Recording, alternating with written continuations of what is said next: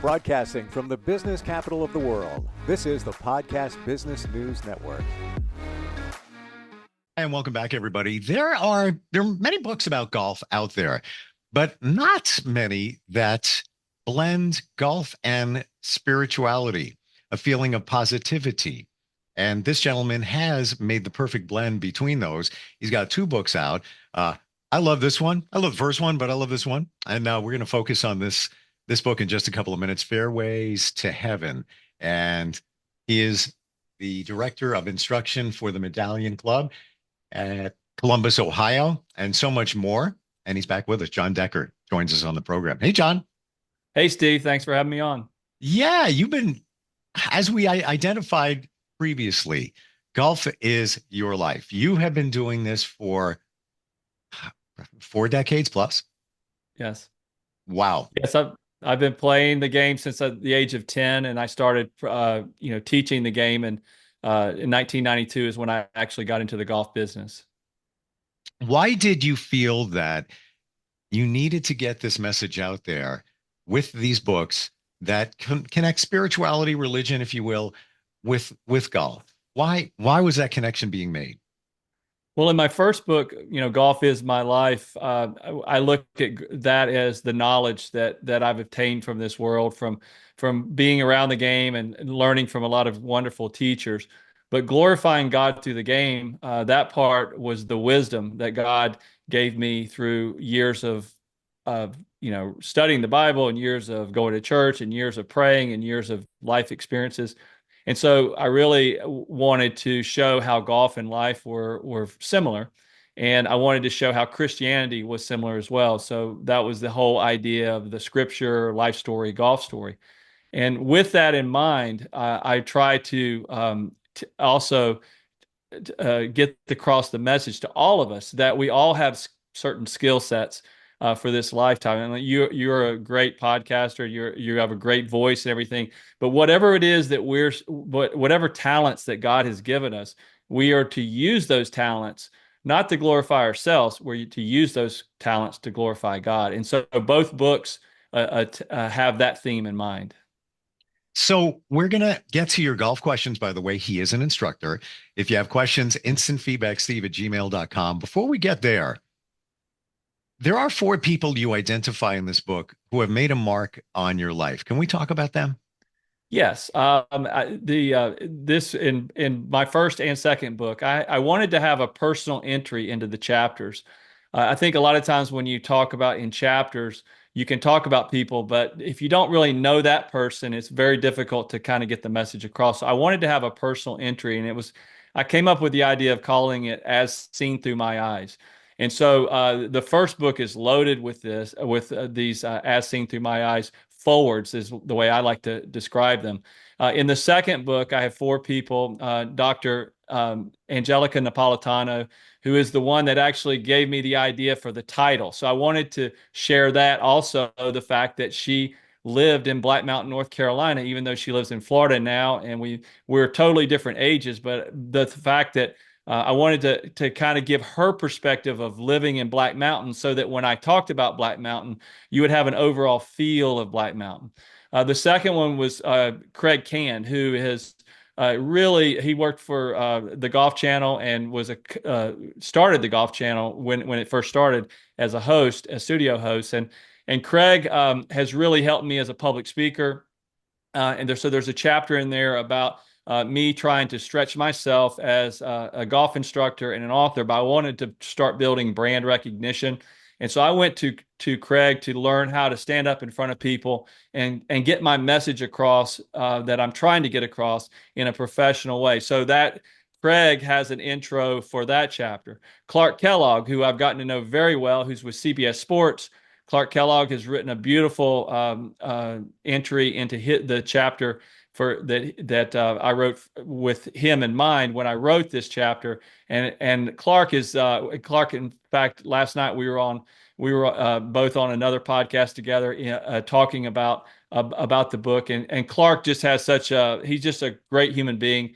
and just the ability to stand up on CBS Sports and portray the game of basketball with his love and passion for it and get across positive message. I knew that he would be perfect for the book. And then I also wanted to bring in one of my students, Dr. Matt Mingione, who is someone I've been working with, and he's someone that's he is works with he operates on infants inside of their womb, the mother's womb, and he has the we were out on the golf course, and I was trying to get him to relax and to be able to hit go through his pre-shot routine, and he stopped over the ball and just looked at me and said, "John, I get so nervous over these shots, I can't pull the trigger." And I told him, I said, "Doc, you operate on babies inside the mother's womb. Why are you nervous over this golf shot? Go through your pre-shot routine and just trust what we've worked on." And so when we did that, he started laughing, and he kind of loosened up. And after that, he played great. So each one of these, as seen through my eyes, is a way for the reader to get to know the people that I'm talking about in the chapters from their perspective. Interesting how they all come from different walks of life. And also what you said before, it's almost as if you were alluding to, we all have talents. We all have a purpose in life. And it's my belief that we're here to share that with others. Yeah, okay, be compensated for it so we can all live, easily or comfortably. And if that glorifies God, if that's your belief, then okay, that's great. There's people that say that, where do you think you got that talent from? There's Exactly. a reason for that. And you talk about the doctor. What a great story. Could any of us do what he does? No, but he's standing there and has challenges hitting a ball with a piece of metal. Wow. Exactly. Hmm. Yeah, it puts things in perspective, and that chapter is called "Perspective from the Green," and I think that's something that we all have to look about. We can all complain about certain things that are going on in our life, maybe sitting in traffic, but then you think about the people in Florida who are dealing with a hurricane coming through. So when you look at it from perspective, I think all of us as Americans are so blessed, and we have so much to be thankful for. Well, that we do 5 podcasts on gratitude and why it's so important to practice that in moving your life forward. With your book, and by the way, I want to share with everybody once again, every chapter is short. Our attention spans are just that. And I just love that. Even looking at thumbing through today at some of the as seen through their eyes that we're talking about. I love it when I flip the page. I try to challenge myself. I wonder how many pages this chapter is going to be. And there it is. It's done. Yeah. And to me, that says it gets to the point. It gets to the point. And you feel fulfilled that you got something. So every day, if you want to read a chapter, takes you a minute, you get something out of it. You have a takeaway. Fantastic that you decided to design the book that way. Well, I wanted the book to have the feel of a devotional, and a Mm. devotional gives you a message for the day. You could, wake up in the morning, you could read a chapter or read a chapter before you go to bed. It gives you kind of a message for the day, and then it gives you something to think about. And then for those that really like to delve in, I've had people tell me I've read the book in a day or 2 days. I don't personally like to read that way, but I wanted it really to have that feel of the devotional. I'm not a speed reader either. Yeah. I like to absorb what I'm reading. Let's go back to the back of the book and what you've got on there. And you pay tribute to somebody. Yes, Phil Rogers, who is my mentor. I talk a lot about Phil Rogers in this book. Phil actually wrote "As Seen Through My Eyes" for my first book, but Phil is no longer with us. He died in 2018. So I wanted to pay tribute to Phil because I want the golfing world to know what a great man and a great instructor Phil Rogers was. Just to give you kind of the history on him, Phil and Jack Nicklaus were the same age. They grew up playing golf against each other as junior golfers. And Phil is from San Diego, California. Obviously, Jack Nicklaus is from Columbus, Ohio. Phil was the number one junior in the United States at that time, ahead of Nicklaus. Nicklaus often said, if I was going to win a tournament, I knew I had to beat Phil Rogers as teenagers. When they got to college, Phil actually went to the military for a couple years and then went to the University of Houston, where he played. And in those days, they played match play. He was undefeated. He was 53-0, never lost a match, which is unheard of. Won the NCAA tournament, turns professional. And in 1962, played us against Jack Nicklaus in his first professional tournament, was the LA Open. Phil Rogers won the tournament by 9 shots. He had 9 birdies and 9 pars the last day and won the golf tournament by 9 shots. Nicklaus made the cut and got last place money. From there, a month later, Phil won in Tucson, and just like that, he was on the cover of Sports Illustrated. So he would be the first to tell you that he didn't handle success probably the right way. He liked to hang out with Mickey Mantle and Joe Namath and people like that and have a good time. Phil ended up winning 5 professional or PGA tournaments and came in second place in the British Open. And as he got older in 1980, he and Jack were always really good friends. Jack reached out to him and said, I'm 40. I'm at the age of 40 now. I'm not playing quite as well as I used to. I need you to come down and spend a couple of days with me in Florida. And so Phil flew to Florida and spent 2 weeks with him. And he said every day all they worked on was the short game, and then they would go out and fish. And that year in 1980, Jack Nicklaus won the U.S. Open, and he won the PGA Championship. And Nicklaus said after that, he said, I really, a lot of this goes to Phil Rogers and his help with me in the short game. And that's what put Phil Rogers on the map as being a great teacher. Now, I came in 1992, so I came in after all this had happened, and I didn't really know who Phil Rogers was, but he was so impactful in my life that I wanted the world to know how great of a teacher he was, how great of a human being he was. And so the talented instructors that I worked with at Grand Cypress, and there are some fantastic instructors, and we're talking about, with Kevin Weeks and Eric Eshelman and Carl Alexander. These are all national award winners. Fred Griffin was my director of instruction, who's a top 100 teacher for years. He's worked with tour players from all over the world. Fred taught me so much about the game of golf, about teaching, and also about being a Christian. Dr. Ralph Mann, who is a silver medalist in the 1972 Olympics, he also contributed to this tribute to Phil Rogers. And I learned a lot about the biomechanical movements of athletes from Dr. Mann. He actually developed a skeletal structure based on 54 tour players. He would film them with high-speed video, came up with a model of what they all would do, and then scaled that model to their body frame. And then you could look at how the student's golf swing and the model's golf swing worked. And the thing that I'd learned really quickly as a teacher is you can't swing like the model unless you set up like the model. And so that was something that taught me the importance of the setup. So all of these people that I mentioned, and there was 18 PGA professionals, actually 17 PGA professionals that actually went into making this tribute and contributed to it. It took a long time to get all of their stories together and put it together in the book, but I'm so proud of that tribute. And to me, it's probably one of my favorite parts of the book. What was it about Phil? Why was he a great teacher? Why was he a great giver? Well, first of all, his mentor when he was a child was Paul Runyon. He learned from Paul Runyon. Now, Paul Runyon won the PGA Championship twice. And I don't know if he won any other majors, but I know that he won the PGA Championship. And Paul Runyon was not a long hitter. He was a very short man, did not hit the ball very far, but had a fantastic short game.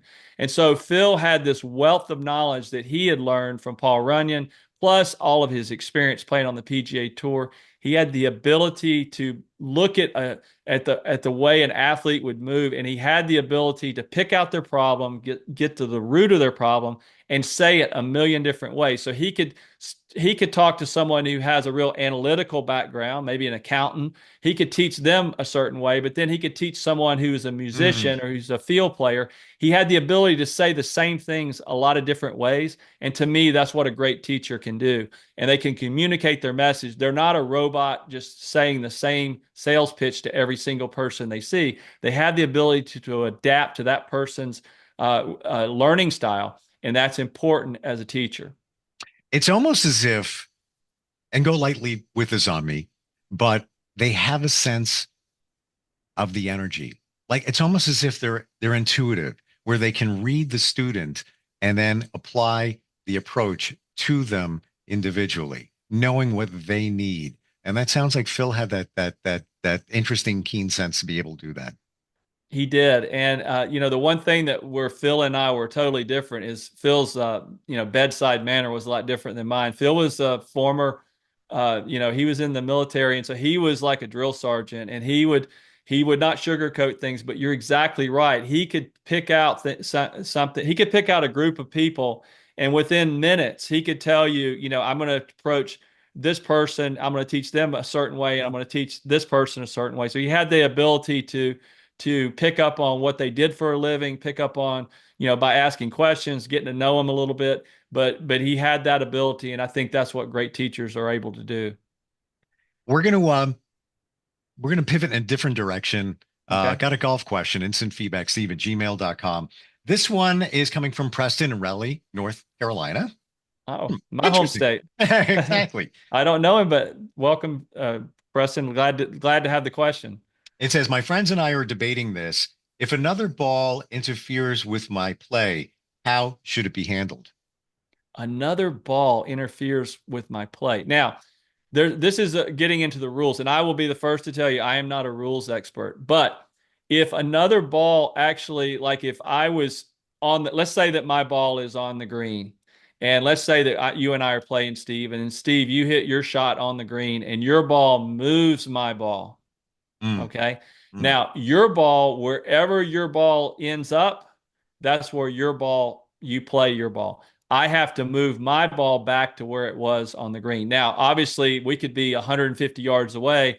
We have to the best of our ability, say, okay, my ball was right here. Your ball hit my ball and moved it 3 feet. We're going to move it 3 feet over. And you kind of come up with a consensus of where that is.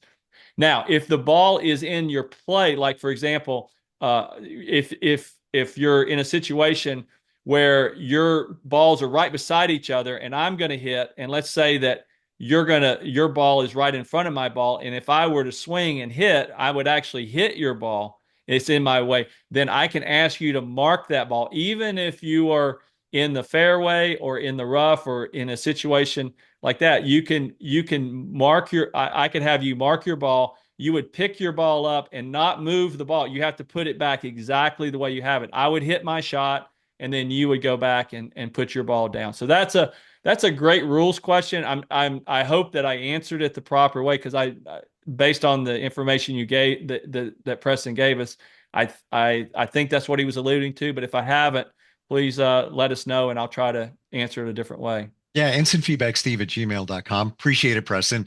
Uh, John, what are the common either questions or advice you give most frequently? The most common thing that I see with my students are most golfers are slicers. So for a right-handed player, that's a ball that curves to the right. And I deal with that a lot. And it always goes back to the grip. I would say the first thing that I do when I look at any player is I look at how they hold the club. Because how they hold the club, how they place their hands on the club is very important. You must hold the club in the fingers and not in the palm of the hand. So you want to make sure and get that club, in the fingers tips. And, where your joints are, you have those three joints. I want them, in that second joint and the joint right here, right on the base. So right in there, these two joints. We're trying to get the club, in the fingers like that. That's very, very important. And then how you place the V's of the left and right hand are for a right-handed player would point toward the right shoulder. So getting the hands on the club is the first thing that I look at, because most golfers put the club right in the palm of their hand, and when they do that, it would be like throwing a baseball. If I put a baseball in the palm of my hand, I can't really use my wrist. If I shoot a basketball and I put it in the palm of my hand, I have no touch. You don't really have any power. You don't have any touch in the palm. You want to get it in the fingertips. So Wow. that's a great tip right there for the listeners out there. When you grab the club, you want to make sure that you're holding in your fingertips. And it's very much like when I hold this pen. See, I'm holding it in my fingertips. If I hold the pen like this, I don't have any dexterity in my wrist, and I would have a very difficult time signing my name like this. But when I hold the pen at my fingertips, now my wrist can move. And you want to be able to allow your wrist to move in the golf swing. Now, you don't want to force that action. You want to allow the body to swing the club back, and the momentum of the club will then move the wrist. So how you hold the club sets up a domino effect on how you're going to swing the club. What a great tip from a novice to a pro. And I'm not even close to a novice. I'm not saying go to the pro side there. But even messing around at Top Golf, I'm sure you know what they Oh, are, yes. and they're pretty much everywhere. Um, I try to take my swings there, and intuitively, you're going for the palm because you think Yes. all the power is there. But No. wow, what a great tip. Mm. Yes. And do you find that even players that have been around for a while are still favoring the palm? Oh, yes. I've worked Wow. with golfers that have been playing for 30 years with poor grips, and of course they don't want to change. And so they want to know they want to know, well, I'm not hitting it as far as I used to, and my ball's kind of a weak shot to the right. And as soon as they start saying that, I'm looking at their grip. I'm going to look at their grip anyway, but I pretty much know that that's probably where I'm going to go, because the grip controls the club face, and the club face controls your swing path. So if you have a grip that is weak, where you're holding it in the palm, we call that in golf teaching circles, that is considered a weak grip. A strong grip is more when you turn it your hands and get it the club those V's going too much to the right. Some people get their V's going too much to the right shoulder. That would be a strong grip. But most people I work with put the club too much in their palms, so they have a very weak grip. And so if the club face is open, that ball is going to go to the right every time. And so what they have to do is they have to then swing to the left to counter that. And so they try to that's the way their body will instinctively swing. And it's amazing how your body figures these things out when you do something the wrong way. So what a lot of students do is they make the mistake of getting on YouTube and they watch a video on how to shallow out your golf swing, and they have a bad grip. Well, if you have a bad grip and you shallow out your golf swing, you're going to shank it even more to the right. So what I try to do is I try to always get the students to get their grip right, to get their club face right, so that their ball goes where their swing goes. So if they're swinging 30 yards left of the target, I want the ball to go 30 yards left of the target. Then I work on shallowing out their swing path. So you've got to do things in the right order. And that's what the average golfer, they don't understand this, and they go out there and they watch a YouTube video, try to apply it, and they get worse. Would you say it all starts with the grip? Absolutely. Wow. That's the first thing that's the only connection that I have to the golf club. And I can control the grip. I don't need to be a high level athlete to have a good golf grip. You have to have an understanding. And that's my job as a teaching professional, is to teach that. Now, it's very difficult for me to teach this over a podcast, but for the listeners out there, if you'll go to my website, deckergolf.com, on my website, I have about 200 videos on there, and they're broken down into full swing, putting, chipping, pitching, bunker, course management, golf fitness. So there are a lot of different videos, and they're in categories, and it's all from me. They're all consistent messages. And my number one advice to you is, I have a lot of students who come to me and say, well, John, I've been watching these YouTube videos. And I told them, I said, every time you watch a YouTube video, I feel like you're having an affair. You're not you're not being loyal to what I'm trying to teach you. Not that there's not some great videos out there, and there's some fantastic teachers, but you've got to be careful in getting mixed messages and learning one thing from one teacher and learning another thing from another teacher. You're going to find that all the teachers out there, they're not giving the same consistent message. And this can be very confusing for the average golfer. Got to tell you, John, you make it very clear. I mean, we're just talking, and I have like incredible visuals of what you're saying, and you make it exciting and inspiring. I don't play golf. I'm actually now thinking about it, just even from this conversation where, I feel like I know a little something, and it's gratifying to know that even people who have been playing a long time have grip issues, just what you're Yes, saying with the palm. Wow. absolutely. So Decker.com, we have links to the videos. We've got lots of other details, and then details also in the book, correct? Yeah, and that's DeckerGolf.com. Oh, I'm sorry, Decker Golf, and it's Decker is spelled Decker. Decker, DeckerGolf.com. It's Got real it. simple. John, thank you so much for today. That just breezed by. Yes. Shocking, but very inspirational. 2 great books. Golf has changed your life, and it's not just about the game. It's about what's around it, and that's what we're talking about here. Thank you so much for being around with us today. Really appreciate it. Thank you, Steve. We'll be right back. Are you looking for even more of the podcasts and hosts that you love? The Podcast Business News Network is proud to announce that you now have even more ways to listen live. Check out the MyTuner Radio, online radio box, and Simple Radio apps on iOS and Android, or find us online. Search for Business News Network on mytuner-radio.com, or search Podcast Business News Network on streama.com and onlineradiobox.com/US. Take your podcast on the go and don't miss a minute of the action.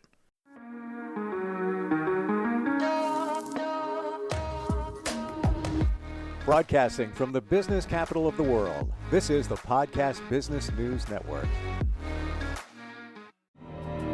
For nearly 2,000 severely injured veterans, everyday life has become filled with barriers. Day-to-day simple tasks can become pretty daunting. I have to carry my chair up 2 flights of steps or have somebody do it for me. What scares me the most is just the falling. When I'm struggling with my house, I think, to have that one great barrier just knocked down, it's crucial. Home for Our Troops is a wonderful nonprofit that builds a Mortgage-free, fully adaptive, handicap-accessible house. And there's no catch. It'll be our very first home that we've ever owned. This is a game changer. This is where your life begins again. We need you to join us in completing this important mission. Please visit hfotusa.org and help build homes and rebuild lives. Because of you, everything's going to be okay.